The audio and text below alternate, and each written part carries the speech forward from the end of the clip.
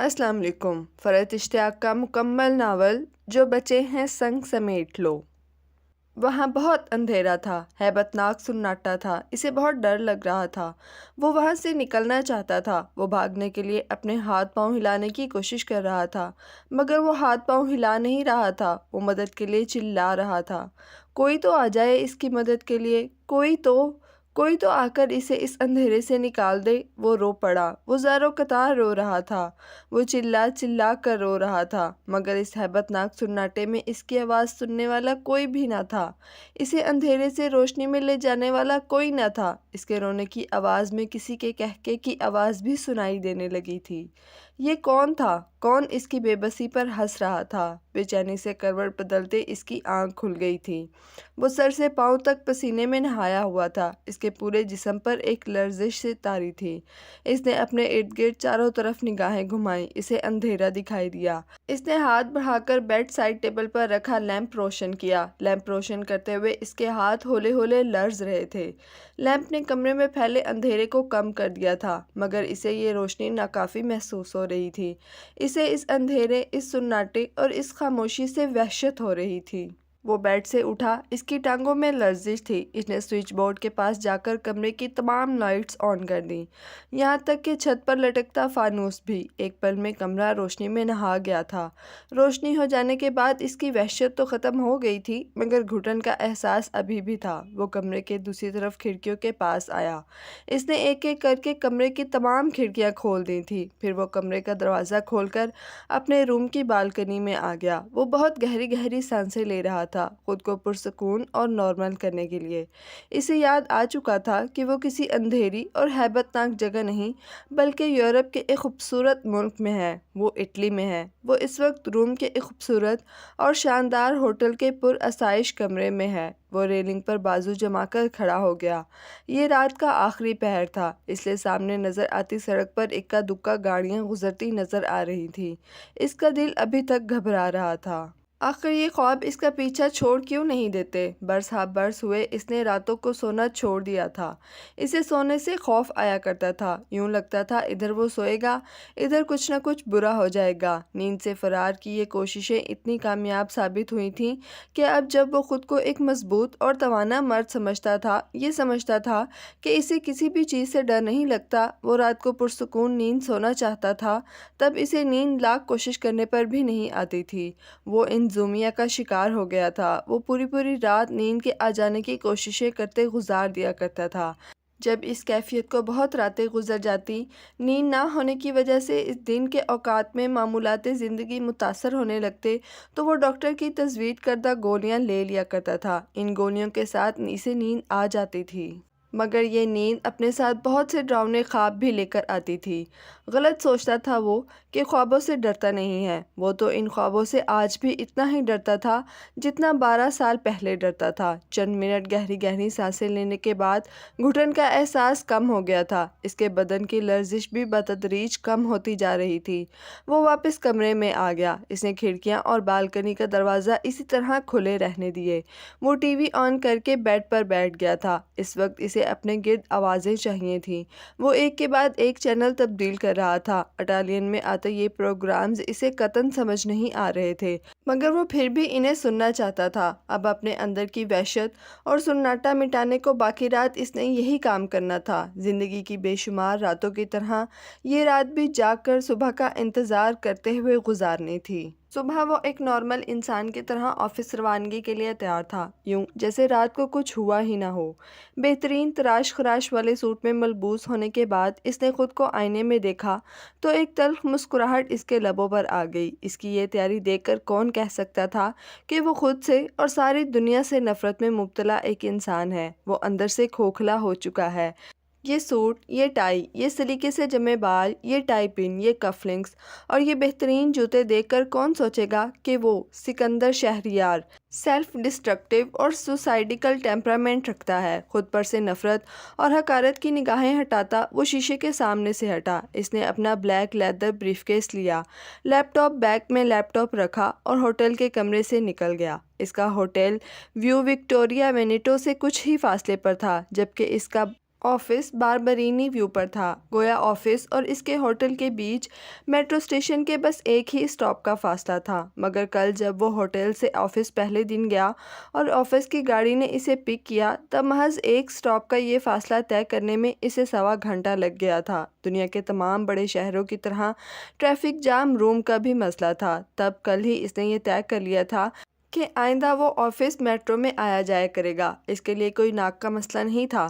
روم کا under ground train system London, Doha, Paris جتنا مربوط تو نہ تھا، مگر پھر بھی ٹریفک جام میں پھنسنے سے بدرجہ ہاں بہتر تھا۔ یوں آفس جانے کے لیے اس نے ملی گاڑی اور ڈرائیور والی سہولت کو اس نے پہلے ہی دن خیر آباد کہہ دیا۔ میٹرو اسٹیشن پر رش کا حصہ بنا وہ بھی ٹرین میں سوار ہو گیا تھا۔ جب وہ اپنے ارد گرد کھڑے اور بیٹھے ہوئے رومن مردوں اور عورتوں کو دیکھ رہا تھا، ان میں سے بیشتر کو اپنے کام پر پہنچنے کی جلدی تھی، مگر اس جلدی اور بھاگ دوڑ والے انداز کے باوجود بھی ان میں سے کوئی ایک بھی اسے ایسا نظر نہیں آ رہا تھا جو خوش لباس نہ ہوتا۔ فیشن اور سٹائل رومیوں کے لیے ایک بہت ہی سنجیدہ بات تھی۔ عورتوں کے لباس، ان کا make up, hand bags, sandals, مردوں کے سوٹس، ٹائیاں، جوتے، بریف کیس، ہر کچھ فیشن کے عین مطابق تھا، بے حد سٹائلش تھا۔ ٹھیک ہی کہا جاتا تھا کہ رومنز بڑے کلاسی اور سٹائلش لوگ ہوتے ہیں۔ اسے اگلے ہی اسٹیشن پر اترنا تھا اور اس کا اسٹیشن فوراً ہی آ گیا تھا۔ ویا باربرینی پر میٹرو اسٹیشن سے بہت ہی نزدیک اس کا آفس تھا۔ یہ اس کی دوحہ میں اپنا ہیڈ آفس رکھتی ملٹی نیشنل کمپنی کا جنوبی یورپ میں واقع ہیڈ کوارٹر تھا۔ وہ آفس آ گیا تھا۔ وہ جن کاموں کی انجام دہی کے لیے یہاں بھیجا گیا تھا ان میں مصروف ہو گیا تھا۔ آفس میں جن لوگوں کے ساتھ اس کا واسطہ پڑ رہا تھا ان سے کل اور آج رسمی ہیلو ہائی کے بعد اس نے صرف اور صرف پروفیشنل نوعیت کی گفتگو ہوئی تھی۔ کام کی بات مکمل پیشہ ورانہ انداز میں۔ شام کے 5 بج رہے تھے۔ اسے یہاں سے جا کر کچھ نہیں کرنا تھا، اپنے ہوٹل روم میں بند ہو جانا تھا یا شاید روم کی گلیوں کوچوں میں تنہا پھرنا تھا، اور اس سے بھی کوئی چیز اس کے لیے ایسی کشش نہ رکھتی تھی کہ وہ آفس سے جلدی اٹھنے کی خواہش رکھتا۔ مگر چونکہ آفس ٹائم ختم ہو چکا تھا، ایک ایک کر کے سارا آفس خالی ہو رہا تھا، سو وہ بھی آفس سے نکل آیا تھا۔ اسے راستے کا 2 دن میں کچھ اندازہ ہو گیا تھا اور اس کی جیب میں روم کا بڑا جامع نقشہ بھی موجود تھا۔ گویا راستہ بھٹکنے کا امکان نہ تھا۔ چنانچہ بجائے میٹرو اسٹیشن کی طرف جانے کے اس نے پیدل اپنے ہوٹل تک جانے کا فیصلہ کیا۔ یہ جون کا مہینہ تھا اور روم میں موسم خاصا خوشگوار تھا۔ سورج آج کل تقریباً 8:45 بجے غروب ہوا کرتا تھا، سو ان دنوں یہاں شامیں بڑی لمبی تھیں اور ویو باربرینی سے ویو وکٹوریہ کی طرف جا رہا تھا۔ اس کے ارد گرد کریم عمارتیں تھیں، فوارے تھے، مگر اسے روم کی ہسٹری میں کوئی دلچسپی محسوس نہیں ہو رہی تھی۔ وہ ابھی بھی اس خواب کے حصار میں تھا۔ اب اگلے کئی روز اسے اس خواب کے حصار میں ہی رہنا تھا اور اگلے کئی دن خوف کے سبب سونا نہیں تھا۔ اس نے آج صبح نہ تو ناشتہ کیا تھا، نہ ہی دوپہر میں لنچ۔ آفس میں خالی پیٹ کافی کے 3 کپ ضرور پیے تھے۔ اسے سڑک کے کنارے ایک پیزاریا نظر آیا، تب اسے اپنے آج تمام دن کچھ نہ کھانے کا احساس ہوا۔ وہ یہاں سے پیزا کھاتا ہوا چلا جائے، پھر ہوٹل کے کمرے میں بند ہو کر رات گئے تک اپنا آفس کام کرتا رہے گا۔ اس نے دل ہی دل میں طے کیا۔ ابھی چونکہ ڈنر ٹائم نہیں ہوا تھا، اس لیے اسے اس چھوٹے سے پیزا ایریا میں اسے میزوں پر 2-4 لوگ ہی نظر آئے تھے۔ وہ اپنا پیزا آرڈر کرنے کاؤنٹر پر آ گیا تھا، مگر اٹلی میں اٹالین سیکھے بغیر اپنے لیے کچھ آرڈر کرنا اس قدر مشکل کام ہے اس کا اسے اندازہ نہیں تھا۔ پیزا آرڈر کرنے کی کوشش کرتے ہوئے اس کو تقریباً 10 منٹ گزر گئے تھے۔ کاؤنٹر کے پیچھے کھڑے درمیانی عمر کے اٹالین مرد اور عورت انگریزی سے قطعاً ناواقف تھے۔ وہ دونوں مرد عورت خوش اخلاقی سے مسکرا کر اس کے انگریزی لفظوں کے جواب میں متعلقہ اشیاء اٹھا کر اسے دکھا رہے تھے۔ اچھا، وہ اپنے پیزے کی ٹاپنگ چاہتا ہے، فلاں طرح کے مشرومز کا اضافہ چاہتا ہے، نہ جانے وہ کیا کیا چیزیں اٹھا کر اسے دکھا رہے تھے۔ ساتھ ان اشیاء کے نہ جانے کیا کیا اٹالین نام لے رہے تھے۔ وہ دونوں تحمل سے اسے وقت دے رہے تھے۔ وہ اس بیکار کی مشقت سے بیزار ہو گیا تھا۔ بہتر یہی ہے کہ وہ اپنے ہوٹل جا کر کھانا کھائے، جہاں انگریزی سمجھی بھی جاتی ہے اور بولی بھی جاتی ہے۔ قریب تھا کہ وہ انگریزی ہی میں ان دونوں کا شکریہ ادا کرتا وہاں سے پلٹ جاتا کہ اچانک ہی بالکل پیچھے والی میز سے اٹھ کر ایک اٹالین لڑکی اس کے پاس آئی۔ "May I help you?" وہ بڑی شائستہ انگریزی میں اسے مخاطب ہوئی تھی۔ اس نے چونک کر اس لڑکی کی طرف دیکھا اور مسکراتے ہوئے اسے دیکھ رہی تھی۔ اس نے سر اس بات میں ہلایا، اتنا وقت یہاں کھڑے ہو کر برباد کر چکا تھا تو اب یہاں سے کھانا کھا کر ہی جانا چاہیے۔ اس نے دل میں سوچا، وہ ابھی اس لڑکی کو انگریزی میں یہ سمجھانا ہی چاہتا تھا کہ وہ کس طرح کا پیزا آرڈر کرنا چاہتا ہے کہ وہ بڑی روانی سے گٹ پٹ کرتی سامنے کھڑے مرد اور عورت سے اٹالین میں چند جملے بولی۔ جملے اگر الفاظ توڑ توڑ کر بھی بولے گئے ہوتے تب بھی اس کے سر کے اوپر سے ہی گزرنے تھے۔ کاؤنٹر کے پیچھے کھڑی عورت سی کہتی مسکراتے ہوئے اندر غالباً کچن میں چلی گئی تھی، جبکہ مرد اس اٹالین لڑکی سے اٹالین میں ہی بات کرنے لگا۔ وہ زبان غیر میں باتیں کرتے ان دو افراد کو خاموشی سے دیکھ رہا تھا۔ مرد کے مسکرا کر اپنی طرف دیکھنے سے اتنا اندازہ اسے ہو رہا تھا کہ گفتگو اسی کی بابت ہو رہی ہے۔ یہ آپ سے معذرت کر رہے ہیں کہ آپ کو زحمت ہوئی۔ لڑکی اب اس سے مخاطب ہوئی، گویا اٹالین جملوں کا انگریزی ترجمہ اور خلاصہ بیان کیا گیا تھا۔ میں نے آپ کا پیزا آرڈر کر دیا ہے۔ اصل میں اس ٹیبل پر بیٹھی ہوئی تھی اور آپ کی ساری بات سن رہی تھی۔ اس نے کاؤنٹر کے قریب ترین میز کی جانب اشارہ کیا تھا۔ اس نے نظریں گھما کر اس میز کی طرف دیکھا۔ وہاں اس لڑکی کا چند لقمے کھایا پیزا اور کولڈ ڈرنک کا انچھوا گلاس رکھا ہوا تھا۔ تھینکس۔ اس نے پرتکلف انداز میں سنجیدہ سی مسکراہٹ کے ساتھ مختصر سا شکریہ ادا کیا۔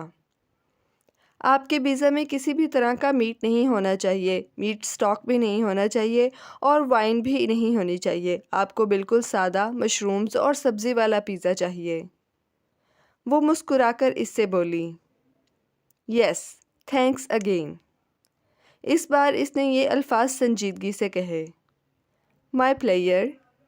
وہ خوش اخلاقی سے مسکرائی۔ آپ بل پے کر دیجئے، پیزا تیار ہو رہا ہے، 10 سے 15 منٹ لگیں گے، تب تک آپ بیٹھ جائیں۔ وہ بل پے کرنے کے بعد اپنے لیے کوئی اور میز منتخب کر کے وہاں بیٹھنے کے ارادے سے مڑا تھا۔ وہ لڑکی بھی اس کے ساتھ کاؤنٹر سے ہٹی تھی، مگر جیسے ہی کاؤنٹر سے ہٹ کر وہ اس لڑکی کی میز کے قریب پہنچے، وہ اس سے بولی، آئیے بیٹھیے۔ اس نے بالکل بھی ابھی اس کی مدد کی تھی۔ وہ فوراً بد اخلاقی دکھا کر بیٹھنے سے منع نہیں کر سکتا تھا۔ ہاں، دل میں اسے یہ پیشکش اور بے تکلفی گراں گزری تھی۔ بہرحال وہ مجبوراً اور مروتاً اس کے سامنے والی کرسی پر بیٹھ گیا تھا، بے حد پرتکلف انداز میں۔ نیکسٹ ٹائم آپ کو اپنے لیے کچھ آرڈر کرنا ہو یا کہیں سے کچھ کھانے پینے کی چیزیں لے رہے ہوں اور ان کے اجزاء دیکھنا چاہیں تو پورک کے لیے اسٹرکٹو کا لفظ یاد رکھیے اور وائن کے لیے وینو کا، اور اگر یہ دونوں چیزیں آپ کو اپنے کھانے میں نہیں چاہیے ہیں تو اس کے لیے سینزا کا لفظ استعمال کیجیے، یعنی آپ کہیں گے سینزا اسٹرکٹو وینو۔ وہ مسکرا کر اسے بتا رہی تھی، غالباً اسے بلا وجہ بات بے بات مسکرانے کی عادت تھی۔ اسے جھنجھلاہٹ ہو رہی تھی۔ اس وقت اس کا کسی سے بھی خوش اخلاقی دکھانے اور گفتگو کرنے کا موڈ نہ تھا، مگر اس سے مدد لینے کی حماقت کر بیٹھا تھا۔ اس کا خمیازہ تو بھگتنا ہی تھا۔ اس نے سنجیدگی سے صرف اس کی بات سنی تھی، جواب میں کچھ نہیں بولا تھا، مگر اس باتونی لڑکی کو اس کے کچھ بولنے یا نہ بولنے سے یقیناً کچھ فرق نہیں پڑ رہا تھا۔ وہ اسی طرح مسکراتے ہوئے اسے مزید بتا رہی تھی، اٹالین زیادہ مشکل زبان نہیں ہے۔ اٹالین کے بہت سے لفظ تو آپ یقیناً پہلے ہی جانتے ہوں گے، جیسے cappuccino, espresso, gelato, pasta, pizza cafe, solo, پیپرائز۔ وہ اپنی آنکھوں پر لگے اسٹائلش گلاسز کو ہاتھوں سے سیٹ کرتے ہوئے بولی۔ وہ 26-27 سال کی ایک خوش شکل لڑکی تھی۔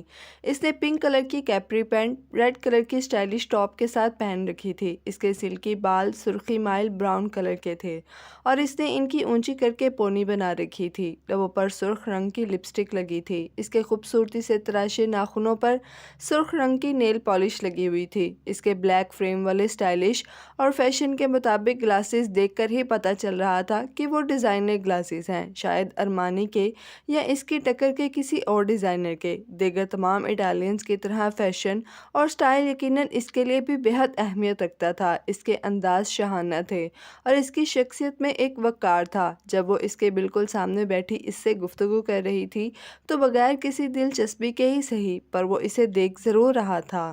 کاؤنٹر کے پیچھے کھڑا مرد ان کی میز کے قریب آ کر اس کے کان میں جھکا اور اس نے کچھ کہا۔ وہ بڑی سہولت سے اور خوش اخلاقی سے اس سے بولی تھی، گریس سگنور البرٹو، البرٹو مسکراتا ہوا وہاں سے پلٹ گیا تھا۔ گریس شکریہ کب بولتے ہیں، یہ تو پتہ ہوگا نا آپ کو؟ جی۔ اس کے طویل جملوں کے جواب میں اس کے جملے ایک یا دو الفاظ سے زیادہ طویل نہیں تھے۔ البرٹو اور سلویا میاں بیوی ہیں، اور میں چھوٹی سی تھی نا جب سے یہ دونوں یہ پیزا ایریا چلا رہے ہیں۔ جن معلومات کے حصول میں اسے قطعاً کوئی دلچسپی نہیں تھی وہ فراہم کر رہی تھی۔ اس گلے پڑی مصیبت سے پیچھا چھڑانے کا واحد طریقہ اسے یہ سمجھ میں آیا تھا کہ وہ اپنا پیزا کھانا شروع کر دے۔ پیزا ختم کرتے ہی وہ اس سے معذرت کر کے یہاں سے اٹھ جائے گا۔ سکندر کو کھانا شروع کرتے دیکھ کر اس نے بھی اپنا ٹھنڈا ہو چکا پیزا کھانا شروع کر دیا۔ آپ نے بالکل ٹھیک کیا کہ پیزا کھانے اس پیزا ایریا میں آئے۔ آپ کو صحیح معنیوں میں اٹالین پیزے کا جو مزہ ان چھوٹے چھوٹے پیزا ایریا میں ملے گا وہ بڑے ہوٹلوں میں نہیں مل سکتا۔ رومن پیزا کی خاصیت یہ ہے کہ اس کا کرسٹ بہت پتلا ہوتا ہے، اور اٹالین پنیر کا جو مزہ آپ کو اس میں ملے گا وہ کہیں اور نہیں مل سکتا۔ اٹلی سے باہر دیگر بیشتر ممالک ہیں جو پیزا لوگ بڑے شوق سے کھاتے ہیں، وہ عموماً پیزا کا امریکن ورژن ہوتا ہے۔ ان بیچاروں نے کبھی اس اصلی اٹالین پیزے کا مزہ ہی نہیں چکھا ہوتا، اس لیے وہ اسی پر خوش ہو جاتے ہیں۔ وہ اس طویل گفتگو میں دلچسپی رکھتا ہے بھی یا نہیں؟ اسے پیزے کے اٹالین اور امریکن فرق معلوم کرنے میں کوئی دلچسپی ہے بھی یا نہیں؟ اس سے بے نیاز وہ کھاتے ہوئے مسلسل بولنے میں مگن تھی۔ اس کی انگریزی بڑی رواں اور شائستہ تھی، اس کا لہجہ برٹش تھا، مگر پھر بھی اس کی انگریزی میں کہیں نہ کہیں اٹالین کا تلفظ کی ہلکی سی جھلک محسوس ہو رہی تھی۔ وہ پیزا کھاتے ہوئے کچھ سوچ کر مسکرائی تھی۔ اتنی دیر سے آپ کے ساتھ بیٹھی ہوں اور میں نے اپنا تعارف بھی نہیں کروایا۔ وہ جواباً خاموش رہا۔ پیزا کا نوالہ لیتے ہوئے اس نے محض خاموشی سے اسے دیکھا تھا۔ میں لیزا ہوں۔ وہ اب اس کی طرف ان نظروں سے دیکھ رہی تھی کہ وہ بھی اپنا تعارف کروائے۔ سکندر: ٹورسٹ ہیں، روم گھومنے آئے ہیں؟ نہیں، آفیشیل کام سے۔ اب قبل اس کے کہ اس کا مزید تعارف حاصل کرنے کی کوشش کی جاتی، یہ گفت و شنید جس میں اسے رتی برابر بھی دلچسپی نہ تھی مزید ذاتیات کی طرف جاتی، وہ اپنے پیزے کا آخری لقمہ کھا کر چھری اور کانٹا میز پر رکھتے ہوئے اس سے بولا۔ آپ کا بہت شکریہ لیزا، آپ نے میری مدد کی۔ اب میں چلتا ہوں، مجھے دیر ہو رہی ہے۔ اس نے زبردستی چہرے پر مروت اور شائستگی کی مسکراہٹ سجائی۔ وہ جواباً خوش اخلاقی سے مسکرائی تھی۔ اس نے چھری اور کانٹا پلیٹ پر رکھ کر اس کی طرف ہاتھ بڑھایا۔ چاؤ سکندر، آپ سے مل کر خوشی ہوئی۔ سکندر نے اس کا بڑا ہاتھ مصافحے کے لیے تھام لیا۔ چاؤ لیزا۔ اس نے بھی اٹالین ہی انداز میں اسے خدا حافظ کہا۔ چہرے پر خوش اخلاقی والی ہلکی سی مسکراہٹ رکھے وہ اپنے ہوٹل کی طرف جانے والے رستے پر رواں تھا۔ وہ پتھروں سے بنی کئی سو سال قدیم اسٹریٹ سے گزر رہا تھا۔ ارد گرد کئی سو سال پرانی عمارتیں تھیں۔ اس سڑک پر بھی ایک فوارہ تھا۔ ایسا لگتا تھا کہ روم کے ہر سڑک، ہر گلی میں ایک فوارہ تھا۔ کئی جگہ یہ محض خوبصورتی کے لیے تھے اور کئی جگہ پانی پینے کے لیے۔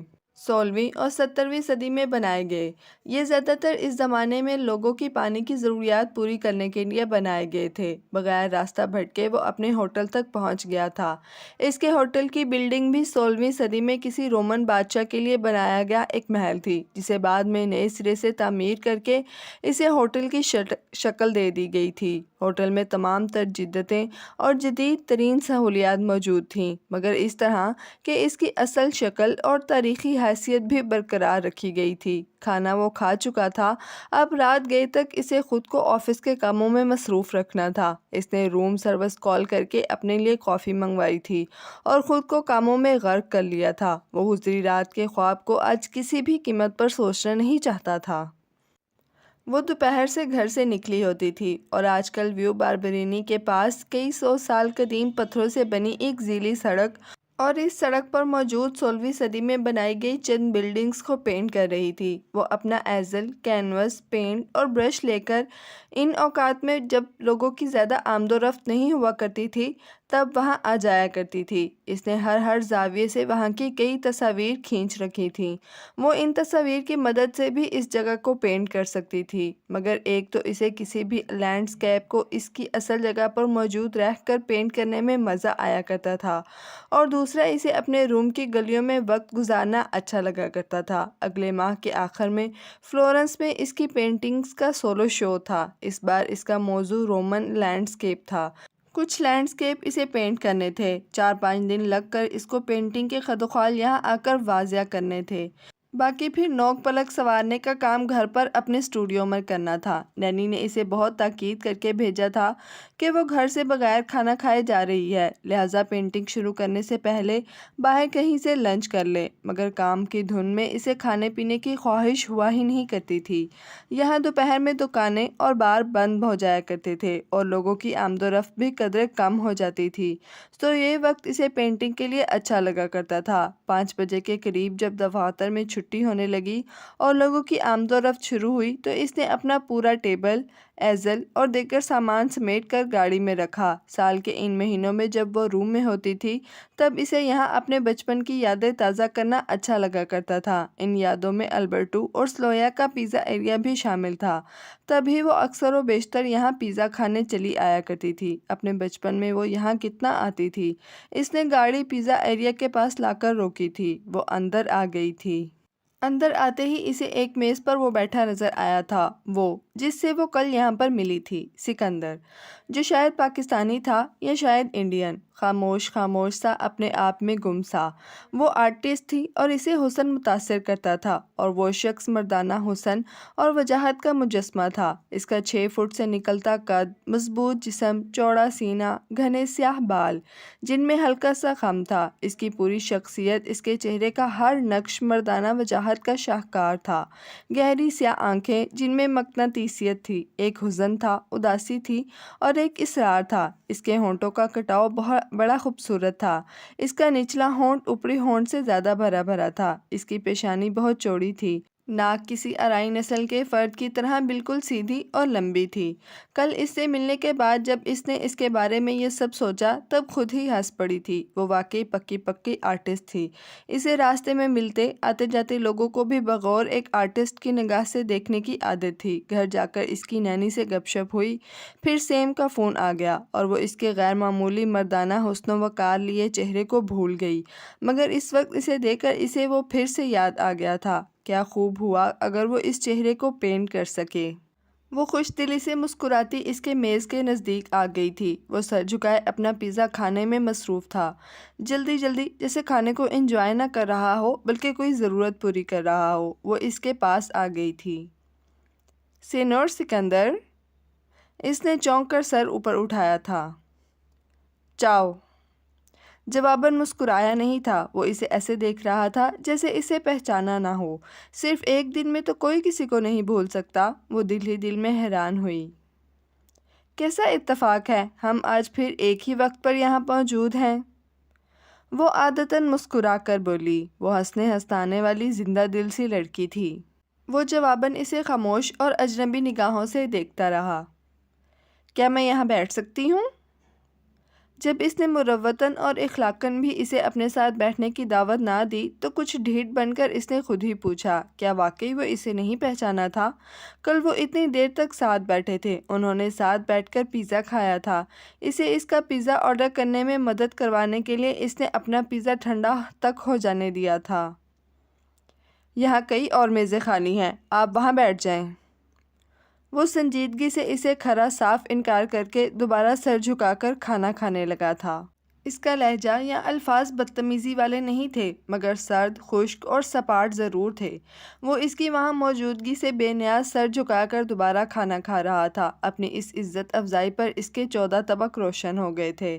شرمندہ سی ہوتے وہ ایک دم ہی خاموشی سے اس کی میز کے سامنے سے ہٹ گئی تھی۔ شرمندگی اور غصہ محسوس کرتی وہ کاؤنٹر پر آ کر البرٹو سے بات کرنے لگی۔ البرٹو کو یہ بتانے کی ضرورت نہیں تھی کہ اسے کیسا پیزا چاہیے۔ وہ یہاں آ کر ہمیشہ ایک ہی طرح کا پیزا کھایا کرتی تھی۔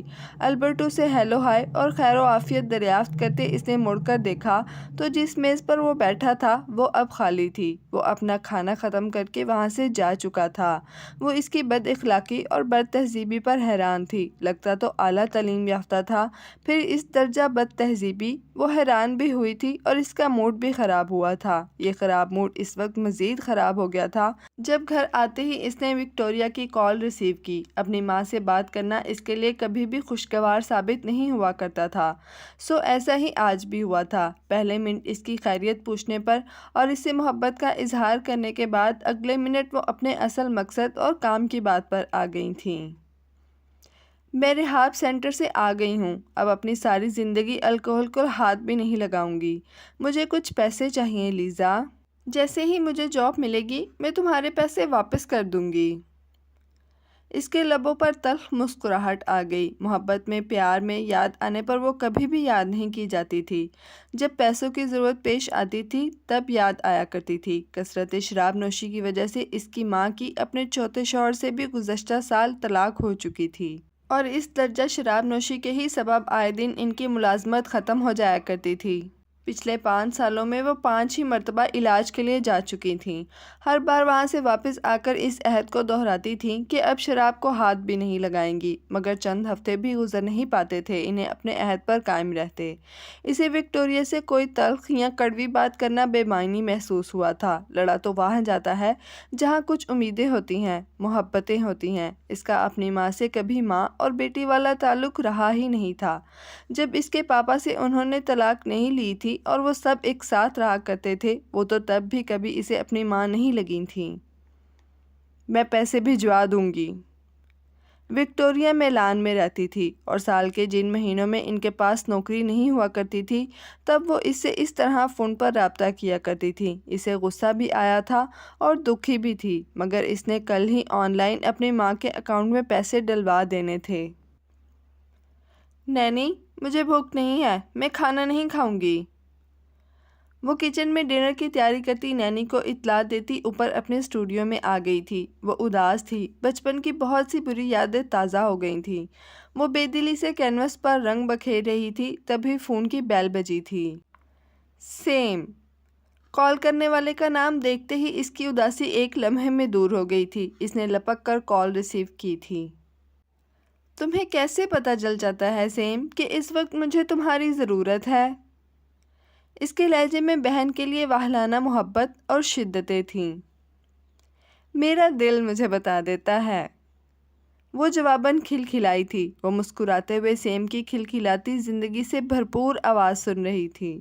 اس سے کوئی سچا پیار کرتا تھا، کسی کو اگر اس کی پرواہ تھی تو وہ صرف اور صرف سیم تھی۔ کہنے کو وہ اس سے صرف 1 سال بڑی تھی، مگر اس کی یوں پرواہ کرتی تھی، یوں اس کا خیال رکھتی تھی جیسے وہ کوئی چھوٹی سی بچی ہو۔ بچپن میں جب ان دونوں بہنوں نے ماں اور باپ دونوں کی جانب سے عدم توجہ کا دکھ سہا تھا تب اس کی پرواہ کرتی، اس سے بے تحاشا محبت کرتی سیم بہن اور دوست ہونے کے ساتھ ساتھ جیسے اس کی ماں اور باپ بھی بن گئی تھی۔ جیسے ماں باپ اپنے بچوں کی پرواہ کرتے ہیں ایسے وہ اس کی پرواہ کرتی تھی۔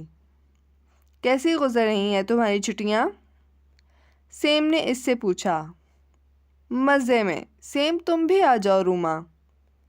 دیگر تمام اٹالینز کی طرح وہ بھی روم کو روما کہا کرتی تھی اور اپنے روما سے اسے عشق تھا۔ ابھی تو میں آفس کے کام سے ترکی جا رہی ہوں لیز، اگر کام جلدی ختم ہو گیا تو آ جاؤں گی تمہارے پاس۔ سیم نے عادت کے مطابق اسے اس کے نک نیم سے پکارا۔ یہ نک نیم اسے دیا بھی اسی نے تھا اور اسی سے پکارا بھی وہی کرتی تھی۔ اس نے سیم کو ماں کے فون کی بابت بتایا۔ سیم اس کے مقابلے میں بہت مضبوط اور بہادر تھی۔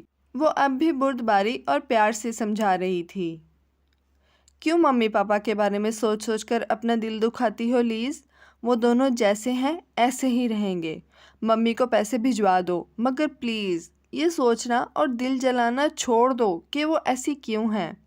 تم روما اپنی چھٹیاں انجوائے کرنے آئی ہو نا، خوب انجوائے کرو۔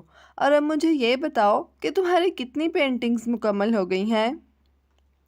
سیم نے اس کا موڈ تبدیل کرنے کے لیے فوراً ہی گفتگو کا موضوع اس کے سولو ایگزیبیشن کی طرف موڑ دیا تھا۔ سیم سے اسے پورے 1 گھنٹہ بات ہوتی رہی تھی اور 1 گھنٹے بعد جب وہ فون بند کر رہی تھی تب اسے یاد بھی نہیں رہا تھا کہ گھنٹہ بھر پہلے وہ کس بات سے اداس اور دکھی تھی۔ آفس میں وہ اور روبرٹو ساتھ بیٹھے ایک کانٹریکٹ پر نظر ثانی کر رہے تھے۔ روبرٹو بھی اس کی طرح ان کی کمپنی میں ایک لیگل ایڈوائزر تھا۔ جنوبی یورپ میں ان کی کمپنی کی جو لیگل ٹیم کام کر رہی تھی، اس کا ایک ذہین وکیل۔ وہ دونوں انتہائی سنجیدگی سے آپس میں پیشہ ورانہ گفتگو کر رہے تھے جب روبرٹو کے آفس کے دروازے پر ایک کھنکتی ہوئی آواز سنائی دی۔ اس آفس میں اپنے عارضی قیام کے دوران اسے ایک علیحدہ کیبن فراہم کیا گیا تھا، مگر کسی نہ کسی ڈسکشن یا میٹنگ کے لیے اس کا زیادہ تر وقت روبرٹو کے آفس میں ہی گزرتا تھا۔ اس نے اور روبرٹو دونوں نے جورنو بون کہتی اس خوبصورت نسوانی آواز کی طرف نظریں گھما کر دیکھا۔ انہیں صبح اور دن کے وقت کا اٹالین میں سلام کرتی لڑکی کوئی اور نہیں، اسے پیزا ایریا میں ملی لڑکی ہی تھی۔ کیا روم اتنا چھوٹا شہر تھا جہاں یہ لڑکی اسے بلا وجہ بار بار ٹکرا رہی تھی؟ وہ اسے دیکھ کر خواہ ہی چڑا۔ وہ زبردستی بے تکلف ہونے کی کوشش کرتی تھی اور یہ چیز اسے اس لڑکی سے چڑ دلا رہی تھی۔ چاؤ لیزا۔ روبرٹو گرم جوشی سے مسکراتا ہوا اپنی کرسی سے اٹھا تھا۔ وہ انتہائی پرتپاک اور دوستانہ انداز میں اس کا خیر مقدم کر رہا تھا۔ میں اندر آ جاؤں؟ یہ بھی کوئی پوچھنے کی بات ہے، آؤ بیٹھو۔ سکندر نے ایک نظر اس پر ڈالنے کے بعد فوراً ہی اپنے کانٹریکٹ کے صفحات اپنے سامنے کر لیے تھے۔ وہ سنجیدگی سے ان کا مطالعہ کرنے لگا تھا اور لیزا جو انہیں کام کرتا ہوا دیکھتے ہوئے اندر داخل ہوئی تھی، بولی، اس لیے پوچھ رہی تھی کہ کہیں تم بیزی نہ ہو۔ لیزا روبرٹو کو جواب دیتی سکندر کے برابر رکھی کرسی پر بیٹھ گئی تھی۔ روبرٹو اپنی کرسی پر بیٹھ گیا تھا۔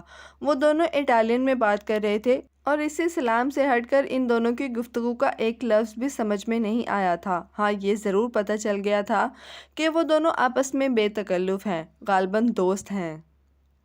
ہائے! چونکہ اس بار اسے مخاطب کیا گیا تھا، اس لیے اسے کانٹریکٹ پر سے نظریں اٹھا کر اسے دیکھنا پڑا۔ ہائے! وہ جواباً سنجیدگی سے بولا۔ آپ نے پہچانا نہیں مجھے؟ وہ اس سے انگریزی میں مخاطب تھی۔ یہ سوال اس نے بظاہر مسکرا کر پوچھا تھا، مگر وہ جانتا تھا وہ اس روز پیزا ایریا میں اس سے نہ پہچانے کا تاثر دینے کا قدرے جتانے والے انداز میں حوالہ دے رہی تھی۔ جی، آپ لیزا ہیں۔ آپ نے پیزا ایریا میں مجھے پیزا آرڈر کرنے میں مدد کی تھی۔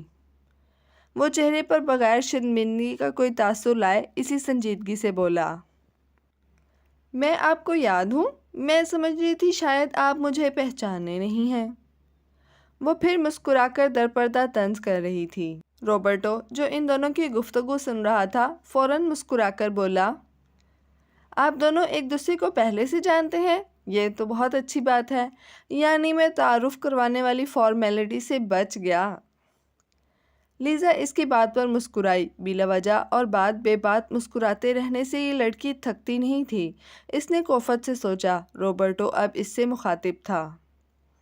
اس تعارف میں بس یہ اضافہ کر لو سکندر کہ لیزا میری بچپن کی دوست ہے۔ ویسے میں اس سے 4 سال بڑا ہوں۔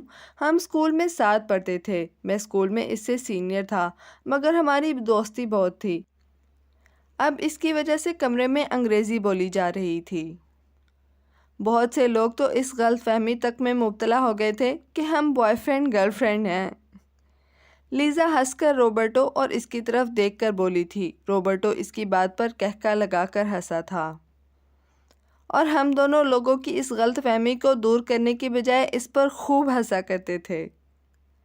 وہ سکندر کو بتا رہا تھا۔ وہ اپنے مخصوص پرتکلف انداز میں بہت ہلکا سا مسکرا رہا تھا، شائستگی اور مروت کا مظاہرہ کرتا ہوا۔ میرا تعارف تو پورا ہو گیا، اب تم سکندر صاحب کا بھی مکمل تعارف کروا دو۔ میں ان کے بارے میں صرف اتنا جانتی ہوں کہ ان کا نام سکندر ہے اور یہ اپنے کسی آفیشیل کام سے روما میں ہیں اور انہیں ویجیز اور مشرومز والا پیزا پسند ہے۔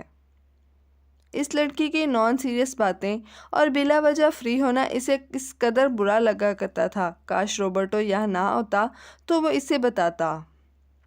سکندر روما میں ہماری کمپنی کی لیگل ایڈوائزر ہیں، بہت ہی قابل اور ذہین لائر ہیں۔ آفس ہی کے کام سے 2-3 ہفتوں کے لیے روم میں ہیں۔ روبرٹو لیزا کو بتانے لگا۔ اب اس وقت کانٹریکٹ کا کچھ کام تو ہو نہیں سکتا تھا۔ وہ سوچ ہی رہا تھا کہ روبرٹو سے معذرت کر کے اپنے کیبن میں چلا جائے، ان 2 دوستوں کو گفتگو کرتا چھوڑ دے کہ لیزا اور روبرٹو سے انگریزی میں ہی بولی، میٹنگ میں ابھی دیر ہے، میں کچھ جلدی آ گئی۔ میں نے سوچا میں پہلی مرتبہ تمہارے آفس آئی ہوں، تم یقیناً مجھے اپنے ساتھ لنچ کرنے کی دعوت دو گے۔ وہ مسکرا کر بے تکلفی سے بولی تھی۔ روبرٹو پھر سے کہکا لگا کر ہنس پڑا تھا۔ لنچ ٹائم تو ہو ہی گیا ہے، چلو سکندر، کہیں باہر چل کر لنچ کرتے ہیں ہم تینوں۔ روبرٹو نے اسے بھی لنچ کی دعوت دی تھی۔ اسے اپنا پروفیشنل، سنجیدہ اور لیا دیا انداز برقرار رکھنا تھا۔ وہ انکار کر کے بچکانا پن کا مظاہرہ نہیں کرنا چاہتا تھا کہ وہ دونوں یہ تاثر لیں کہ وہ لیزا کو قصداً اگنور کرنا چاہتا ہے اور اس کی وجہ سے انکار کر رہا ہے۔ اوکے، چلو۔ اس نے سنجیدگی سے چلنے کی حامی بھری تھی۔ آفس سے قریب ہی ایک ریسٹورنٹ میں وہ تینوں بیٹھے ہوئے تھے۔ ابھی ان کا لنچ سرو نہیں کیا گیا تھا۔ ویٹر نے سب سے پہلے ایک باسکٹ جس میں کئی طرح کے رولز رکھے ہوئے تھے اور ایک باؤل جس میں اولیو آئل تھا ان کی میز پر لا کر رکھا تھا۔ وہ دو اٹالینز کے ساتھ بیٹھا ہوا تھا اور اسے پہلی مرتبہ پتہ چلا تھا کہ اٹلی کے لوگ اپنے کھانے کا آغاز اس طرح کرتے ہیں۔ لیزا اور روبرٹو اپنی اپنی پلیٹوں میں ایک ایک رول اٹھا کر رکھا تھا اور رول کے ٹکڑے ہاتھوں سے توڑ توڑ کر اولیو آئل میں ڈبو رہے تھے اور اسے مزے لے کر کھا رہے تھے۔ اسے بھی آفر کی گئی تو اس کے کھانوں کے طور طریقوں کا ساتھ دینے کے لیے چند نوالے رول کے اس نے بھی اولیو آئل میں ڈبو کر کھا لیے تھے۔ اس دوران ان کا آرڈر کردہ کھانا سرو کر دیا گیا تھا۔ وہ فرائیڈ مشرومز اور پاستا کھا رہا تھا۔ اس کے اس نان سیریس سے ایٹیٹیوڈ پر نہ جانا، یہ کافی سنجیدہ قسم کی آرٹسٹ ہے اور خاصی مہنگی بھی۔ روبرٹو لیزا کی طرف دیکھ کر سکندر سے ہنستے ہوئے بولا۔ وہ اسے اس معلومات میں اضافے کے لیے یہ بتا رہا تھا کہ گزشتہ دنوں ان لوگوں نے اپنے آفس کا انٹیریئر دوبارہ کروایا ہے۔ اس نئے انٹیریئر میں بورڈ روم اور ریسیپشنسٹ ایریا کی دیواروں پر چند پینٹنگز کا بھی اضافہ کیا جانا ہے تاکہ ایک اچھا آرٹسٹ لک بن سکے۔ اس مقصد کے لیے کسی اچھے آرٹسٹ سے ان کی کمپنی کو رابطہ کرنا تھا اور روبرٹو کے مشورے پر انہوں نے لیزا سے رابطہ کیا ہے۔ آج اسی حوالے سے لیزا کی ان کی کمپنی کے کچھ سینئر ایگزیکٹوز کے ساتھ میٹنگ ہے جس میں ان پینٹنگ کا موضوع اور معاوضہ طے کیا جانا تھا جو لیزا انہیں بنا کر دے گی۔ دیکھو، پتہ نہیں یہ ہم سے اپنی صرف ایک پینٹنگ کے لیے کیا ڈیمانڈ کرتی ہے۔ لیزا جواباً ہنسی تھی۔ اب مہنگی آرٹسٹ کے تجربے تو ہوں گے نا؟ روبرٹو کو جواب دینے کے بعد وہ اس سے مخاطب ہوئی تھی۔ تمہیں آرٹ میں انٹرسٹ ہے؟ اس بار اس کا لہجہ اور الفاظ میں نمایاں بے تکلفی تھی۔ اس نے جیسے از خود یہ فرض کر لیا تھا کہ وہ اس کے بچپن کے دوست کا کولیگ نکل آیا ہے تو وہ اس کے ساتھ بے تکلف ہو کر بات چیت کر سکتی ہے۔ نہیں، مجھے بالکل بھی انٹرسٹ نہیں ہے۔ فورک سے پاستا کھاتے ہوئے اس نے اسی سنجیدگی سے جواب دیا۔ لیزا نے بغور اسے دیکھا تھا۔ پتہ نہیں کیوں؟ تم ڈیسٹنی پر یقین رکھتے ہو سکندر؟ کچھ دیر کے بعد روبرٹو سے بات کرتے کرتے لیزا نے اچانک اس سے پوچھا تھا۔ اس نے حیرانی سے اسے دیکھا۔ اسے اس کا دوستانہ اور بے تکلفانہ انداز میں بات کرنا گراں گزر رہا تھا مگر وہ اس کا اظہار اپنے چہرے سے ہونے نہیں دے رہا تھا۔ میرا مطلب ہے پہلے پیزا ایریا اور اب روبرٹو کا آفس۔ یہ تقدیر ہی ہے نا جو ہمیں بار بار کہیں نہ کہیں ملوا رہی ہے۔ وہ مسکرا کر بولی۔ ہاں، شاید۔ اس نے شانے اچکا کر بے نیازی سے مبہم انداز میں کہا۔ چونکہ انہیں آفس میں جلدی واپس پہنچنا تھا اس لیے بقول روبرٹو کے کہ وہ لوگ لنچ جلدی ختم کر کے اٹھ رہے ہیں، اپنے حساب سے انہیں لنچ کرنے میں 1 گھنٹہ ضائع کر دیا تھا جبکہ کھانا 10 سے 15 منٹ کے اندر کھا لیے جانے والی چیز تھی۔ روبرٹو ہنستے ہوئے اسے بتا رہا تھا کہ آفس ٹائمنگ کے دوران بھی 1.5 سے 2 گھنٹے کا لنچ اٹالینز کے لیے بڑی عام سی بات تھی۔ وہ لوگ ریسٹورنٹ سے اٹھ رہے تھے جب لیزا نے اسے اپنا فون نمبر دیا۔ کیا پتا کبھی تمہیں آرٹ میں دلچسپی ہو جائے اور تم مجھ سے کوئی پینٹنگ بنوانا چاہو۔ وہ بلا وجہ بے تکلف ہوتی مسکرا کر بولی تھی۔ یا قسمت تم دونوں کو ملوانا چھوڑ دے اور تم لیزا سے ملنا چاہو۔ روبرٹو مسکرا کر بولا تھا۔ وہ لیزا کو چھیڑ رہا تھا۔ لیزا ہنسی تھی۔ ہاں، بالکل۔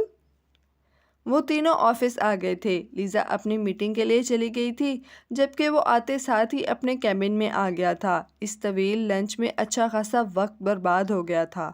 وہ سنجیدگی سے فوراً اپنے کاموں میں مصروف ہو گیا تھا۔ آج کے لیے اتنا ہی۔ ملتے ہیں اگلی قسط کے ساتھ اگلی ویڈیو میں۔ جانے سے پہلے میرے چینل کو سبسکرائب کرنا اور اس ویڈیو کو لائک اور شیئر کرنا مت بھولیے۔ شکریہ۔